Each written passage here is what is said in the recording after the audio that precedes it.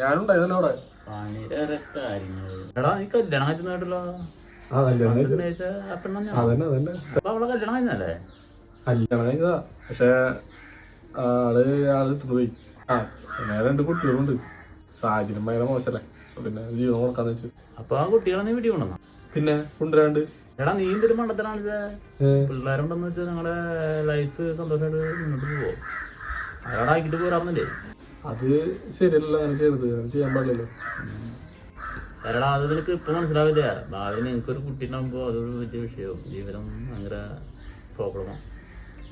അങ്ങനെ പ്രശ്നമുണ്ട്. ചെറുതായിട്ട് അടിക്കണം. സാധനം കൊണ്ടുവന്നുണ്ട്. ചെറുതായിട്ടൊന്നും വേണ്ട, വലുതായിട്ട് അടിക്കാം.